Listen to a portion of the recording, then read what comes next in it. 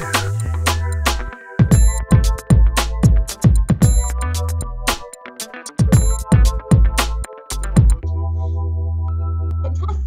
Hi, good afternoon. Michael, would you prefer to call Michael or Mickey? Either or, really. Most people call me Mick or Mickey, but Michael is my real I feel like I just call you Mick, so I'm just going to call you Mick.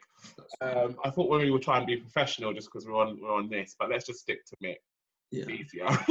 All right, Mick, thanks so much for taking the time out on this beautiful day to join me for a chat on HIREside chat. It's just a great opportunity to find out a bit more about people within hospitality, what they're doing, and you know, a bit more about your business and stuff like that. So if you want to introduce yourself, tell us who you are and what you do.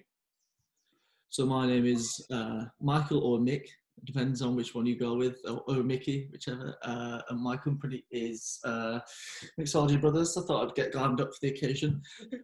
We are a mobile cocktail bar, so we do sort of events, like private events, weddings and birthdays, public events, such as festivals and sort of stuff like that. And then we also do a lot of masterclasses as well. So where we sort of teach groups, whether it's sort of corporate events or again private sort of events where we get everyone gets their own kit, everyone makes a few cocktails, and it's really good fun actually. And then I guess the other side of the business would be our sort of social media and sort of consultancy side of the business. So a lot of it is with spirit brands, some large ones, some small ones, and a lot of not necessarily spirit brands as well. So maybe some wine brands or mixer brands who want to sort of get their mixers out there. We also do some work with them.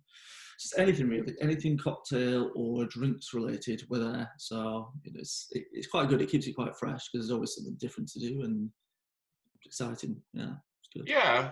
So do you work with quite a lot of big brands in terms of coming up with social campaigns for them, or how does that work? Yeah, a bit of both really. So sometimes the bigger brands will have a vision of what they want and they'll come to us, and maybe it might be like a series of drinks for like a season, or it could be a one-off post, or they have something new, you know, like a new kind of version of their spirit, then it could come to us and we can prepare either a whole menu full or just one drink. It's up to the client really, and each client will sort of dictate how it works, and we just sort of adapt. So we don't have any kind of specific way of doing things. Each one is different, so it just depends on what the client wants. Okay, interesting. So talk me through then how you got to where you are now. Like, talk us through your journey a bit. Yeah, so me and my business partner Nick. So we are Mick and Nick, just to keep it easy. You shout something ending in ick, one of us will probably answer. So we met years and years ago in Sheffield, working in a cocktail bar. That was probably about 2006. We worked there for a couple of years, and then Nick moved to London first, and I followed a couple of years afterwards. Each went into different things then. So I was working in hospitality recruitment, so I managed to get out of hospitality, but not that far, just into the recruitment side of it. Yeah. Nick working for MetLife, which do like pensions and investments. Both of us not really enjoying it that much, and then just sort of one day we bumped into each other. We're still quite friendly, but we hadn't really seen each other as much, and we kind of bumped into each other in the street, and we went, oh, let's go for a beer, and we started chatting, and it was right there and then really. So Nick had done some sort of mobile cocktail work previously when he moved to London. He said it was always a good laugh, and maybe it's something we could try. So as we were sitting there in the pub, we kind of got the Instagram name. We came up with a name, which is Mixology Brothers, and then came up with the Instagram and website and stuff like that within a couple of weeks, really. So it was all quite quick of us deciding to do it. And then we thought, yeah, why not? You know, let's give it a go and see what happens. And yeah, and then the rest is history, as they say, because it just sort of went from there, like way more than we thought it would. Yeah. So we came up with a business plan one day of where we thought we would be after 3 months and 6 months and 9 months. And by sort of 3 months, we were expected to be when we were 12 months. So we were sort of way ahead of what we thought. Was that in terms of like your growth, or just in terms of like the ideas and stuff that you were generating? Yeah, and more the kind of the events we were having. We sort of planned if we could do, when we first set out, if we get an event every sort of 2 months booked in, and then some other bits in, and we did some pop-ups and stuff like that as well. And then from those, we kind of went, but by sort of within about by 2 or 3 months, we pretty much had one thing on, probably one every week or every 2 weeks. So we were way ahead of where we thought we would be. So by the end of the year, it was just full-time flying stuff going on all over the place. So it was sort of surprising, but not surprising, but grateful. You know, it wasn't a surprise. We were more surprised by actually how well it. So we were really happy. And it's kind of just gone from there, really. And it kind of, what made you throw you all into it? Because I suppose going from having a job where someone's paying you to then being your own boss, to have an idea, because to have an idea and to throw everything into it, you have to be really like quite certain that the idea is going to work. What made you think that this idea was going to work? I don't know really. We were just we kind of knew from our background in hospitality and from the business sort of world that we kind of knew we had a kind of good foundation of how a business should be set up and how it should work and how sales should happen and stuff like that. So it was quite natural and it occurred quite easily. Not easily, that's the wrong word, but you know, it was quite sort of easy to do and it all sort of fitted quite easily how we hoped it would be. And I guess the why was, I guess just the kind of wanting to work for yourselves. You know, after you've done a few years of working for other people, maybe you don't feel like you were at your best. You know, I think all the time I was working in recruitment, I thought I'm okay at this and I'm doing all right, but it's not really for me. So when I got the opportunity to work for myself, especially, and you know, not having to get on the tube every day, that was a big bonus. Working for yourself, like a lot of time we work from home, you know, doing some sort of consultancy stuff. So it's a case of it's a much better work-life balance to skip that 2 hours a day of commuting and work home. And it's all the different bits, all of it just sort of fit really, and it just became natural. It was good. So I recommend it.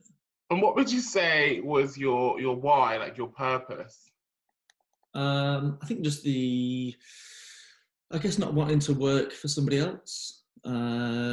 You know, I think we've done a lot of work for the people. I think that was one of the main things for me, was just having our own thing. Yeah. Set it up exactly how we wanted to do it, when we want to do it, how we wanted to do it, and not have to sort of worry about other people's opinions or stuff like that. You know, I think for me, working other jobs, I wasn't the best at taking direction necessarily from somebody else. So I think it was always probably something I would have ended up doing in some format. Would be working for myself. It's just how it came about was how it came about and when it would come about was always the key. I think that's what we've done really. And what would you say is your like, what's your mission statement or your aim as Mixology Brothers? Like, how do you market yourself to people to set yourself apart from other kind of brands similar to you? Yeah, I mean, that's a good question. I'd say again, go slightly back to the sort of business side of things, where our business background from working in city jobs and stuff like that kind of gives you a good foundation of how the business should be. I think part of that sets us aside because it's not just a case of just doing the bar, it's the whole thing that goes into it beforehand. I think all the work you put into beforehand of being organised and setting it up and budgeting and stuff like that beforehand is really important. I think that's come across quite well for us. I think that's it really. Just kind of our professionalism, I think that's from that business side of things, and our background in hospitality. So we've worked many bars before, and you know, some people are great at it and some people aren't very good at it. I think we were actually very good at it, but we just didn't want to do that forever for somebody else. So it's a natural thing for us. Okay. And what would your biggest lesson be since starting up Mixology Brothers? What have you learned? I think we're still learning them on every event. You know, there's always stuff to learn. Biggest one, I think one of the things that was quite key for us was hiring good people. You know, when we first started, it was quite funny. Our titles were director, so I'm director of Mixology Brothers. You know, what you don't sort of tell people is I'm also the cleaner, I'm the driver, I'm the carpenter. It's sort of, you know, all these little things. So we had to do all those things ourselves, which was good. It meant our overheads were low, but it meant, you know, often we were doing sort of 20-hour days 3 times a week, and it was exhausting. So I think being able to hire people when you can, maybe we waited a little bit too long because we were more worried about the money than anything. But I think, you know, outsourcing those little bits where you can, like accountancy, for example, that we used to just waste so much time hating it, doing that and not knowing what we're doing, and it just taking forever. And eventually when we hired an accountant, it was just like, send me all that, and we were just like, oh, done. That's like $4 saved. Just sort of, that was kind of important thing. So yeah, so that's a really cool lesson actually to learn. I think when you start a business, you're always in your head, you're always trying to save on overheads as much as possible. Yeah. But sometimes you shoot yourself in the foot, don't you? Really, by trying to save money, and then you end up exhausting yourself, and then you're not able to give the full service that you actually really want to be able to deliver. Yeah, and it's like, you know, we were then able to set ourselves up better for the future and spend more time on business development and getting more jobs in. We were just so focused on the job at hand and doing the event. We weren't really thinking as far ahead as we could have been. You know, one of us has not been at that event. We could have spent the day doing business development, meeting people, doing that sort of thing, whereas we were always on the job. So when we eventually able to take a step back, hire some people, and then just sort of let go, and, you know, like, they can do that event, we can do this, and it's fine, you know. And again, it's just trusting people again as well, you know, it's finding good people that you trust to be able to do that. Once you set it up and it was us, and there was always one of us or 2 of us there, so it's quite difficult to be sort of like, either of us are going to be there, I hope it goes well. You have to sort of like relax and just be like, it's fine, you know, they've worked with us for a year and a half, there's no reason why they can't go and do that event and it go well. It's levels of trust, isn't it? Because it's your baby, isn't it? At the end of the day, like, your business is your little baby, and it's hard to just give that over to someone else and just go, you run it without me being there. But I guess that's again another learning. What would you say was your most memorable moment or your biggest achievement so far? I think there's loads. I mean, we've done some really big events which were amazing, and then worked out really well, like, over whole weeks and stuff like that, and that was good. But I think for me, like, sort of, we've done quite a few international events, which isn't something we ever really pictured when we did our sort of business plan, however long ago it was. We were sort of thinking it would all just be small parties, few weddings and stuff like that, and then, you know, we've flown like to the Caribbean for a few weeks for training, a hotel over there. Been to France a couple of times, Croatia, all these different things. It's just like, you know, people would sort of come to us and, can you do that? And we'd be like, yeah, sure. Then we'd end up on a plane somewhere in no time. And so all these things like those that we hadn't anticipated being, those are kind of the most memorable ones.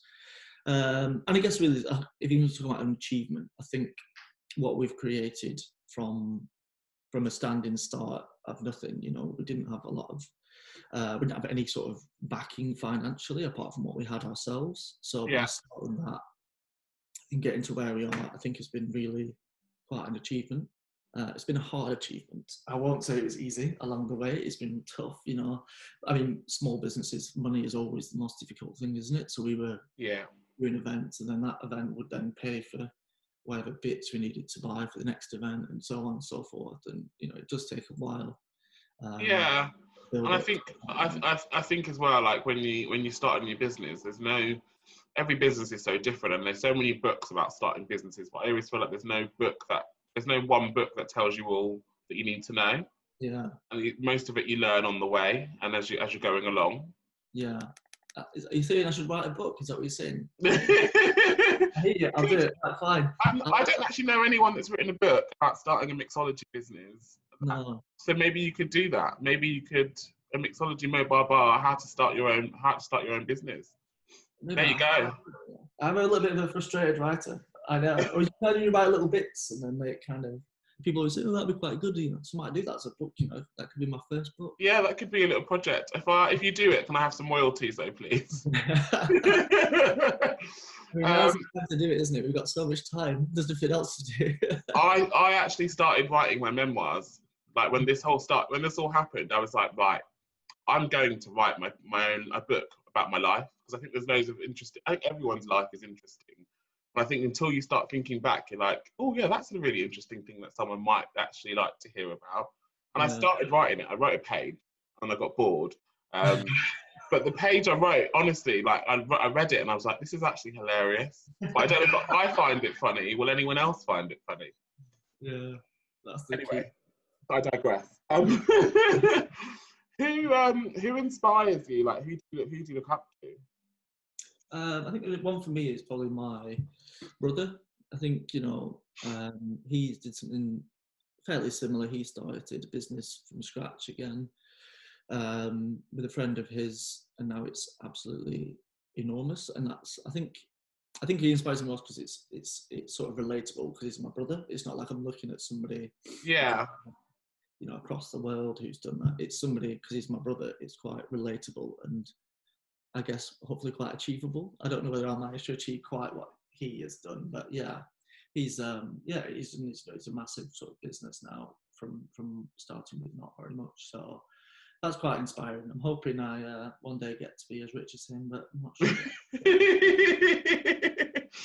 And where do you see Mixology Brothers going in the next couple of, like, well, obviously with the pandemic and then future onwards, where do you see it going? Yeah, I mean, if you'd asked me that a few weeks ago before the pandemic, it'd have been much clearer. But I think for us, we're fine. You know, we've managed to move a lot of our business online. Yeah. We're doing a lot of masterclasses online now, so it's quite good for parties and stuff like that, you know. And a lot of the corporate clients we had, who had events booked, again, we've managed to move them to sort of these online mixology classes, which is good. But I think for the future, world domination, is that too much to ask? Absolutely not. Do it. I'd quite like to start making some spirits eventually. I think for me, that's sort of like the event side of the business is amazing. But I feel, you know, I'm a little bit too old for driving around all the time now. You need to more for the future. I think that for me, I think spirits would be my kind of go-to. And I guess, you know, there's so much opportunity out there. Like the event side of the business, what started off as being the main focus is now sort of coming on par with other things, like the consultancy side of things as well. So yeah, anything really, like anything to do with cocktails, and we're there. But we'll see. But we never really had a plan for a lot of the points at which we've added, like masterclasses and the consultancy work was never really part of the original plan. So who knows what opportunity will present itself next, I guess.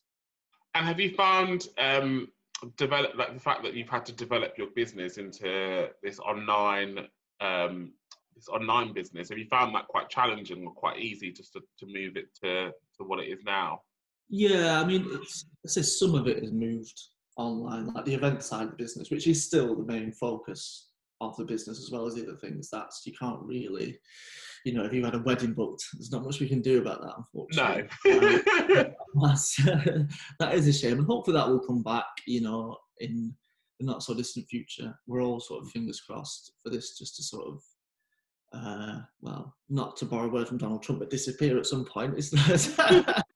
We are kind of hoping it will sort of disappear and we can get back to normal. But yeah, I mean, we've sort of moved online, but we're a sort of fraction of what we would have been if we were actually doing events and stuff like that. So we're sort of doing what we can, but very keen for the world to get back to normal as soon as possible. Yeah, and just talk us through, for those that don't know, what you're doing at the moment online with your business. Yeah, so we do a lot of masterclasses, normally where a lot of corporate or private events. So we will go, we can either set whole bars up for everybody or tables, depends on where it is and how much space we have available, but often we'll get groups of sort of 10, 20, 30. Everyone gets their own stations, they get all the kit, get the spirits, all the juices, anything you need. Then we'll make sort of 3 or 4 cocktails. They're really good fun, actually. Somebody we did a few with Marriott Hotel Group as part of their rewards scheme, and because then in those ones it was all sort of random people, so it was couples, whoever decided to buy these masterclasses. So there'd be sort of 5 lots of 2, let's say, these masterclasses. None of them knew each other. By the end of it, they were all 4 cocktails in. They're all best friends, and they're all sort of meeting afterwards and going for lunch. A lot of them, so like when we did some in Holland, they were all tourists from around the world who'd come to this hotel as part of the thing and did our masterclass. So by the end of it, they were all kind of making buddies on holiday and oh wow, drink. So yeah, it's such a fun thing to do. That's one thing. That was one of the easier ones to move online. yeah. So it's we kind of do a Zoom call.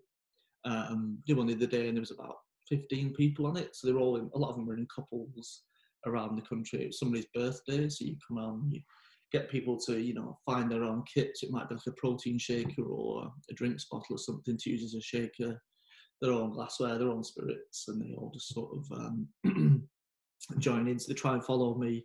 I'll sort of talk them all through it, and then they make their own version of it. So it works quite well online.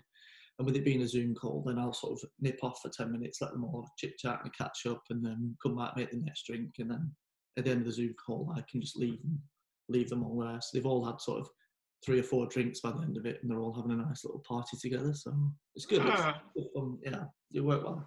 Good laugh. Okay, so when things get tough or you need some advice, who do you go to speak to?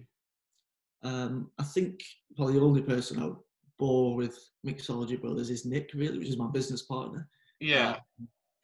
I find, he's the only person who'd be bothered to listen to me for so long. Like, I could go on for hours and hours about something and he'll still be listening, whereas anybody else will be like, oh God, is he still talking? So, yeah, so I would say Nick is probably the easiest one. We do a lot of projects separately now, so I'll speak with a client and I'll have some ideas and I'll speak with him and he'll be like, maybe try this idea instead or have a different perspective on it. So it's always good. I mean, we talk all day, every day, even now during lockdown. So we're always kind of bouncing ideas off each other, and it's just easy, he understands what we're both going through. So it's quite easy to talk to. But I think everybody else has got a bit bored when you're talking about Mixology Brothers now. They like to laugh very well, but after that, they're not bothered. And what would you tell your younger self? What advice would you give your younger self? I don't know how long you want this podcast to be, but there's so many things I would say to my younger self. However, I do believe a younger me was so arrogant he wouldn't listen. If I came back in time and told him something, he wouldn't listen anyway. So, yeah, I think he made a lot of errors along the way. But one thing I don't know if you've ever seen that film, The Butterfly Effect, where the changes you make at some point ruin everything else. I feel like all of those mistakes I maybe made during my 20s actually took me to this point anyway. So I wouldn't say too much, to be honest. Like I said, he wouldn't listen anyway. But one thing I would say would be save some money. It'd be much easier when you're older if you save some money. Like when I was sort of in my 20s, I was working in a restaurant in Sheffield, making really good money, in tips and salary and stuff like that.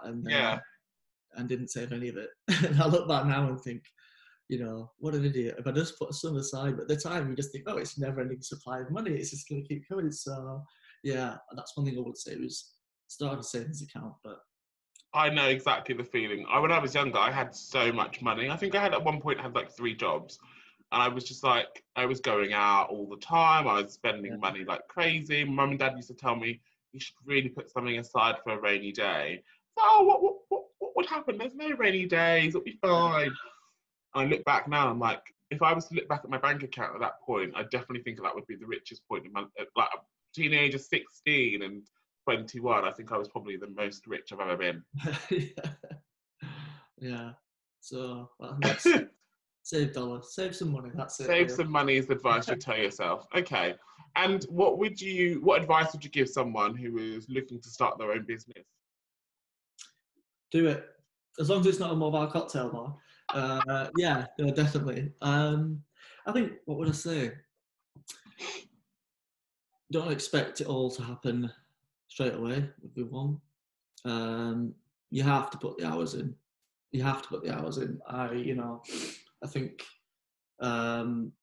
if you think it's going to be easy and it's just going to come to you, it's not. I think kind of business development is really important.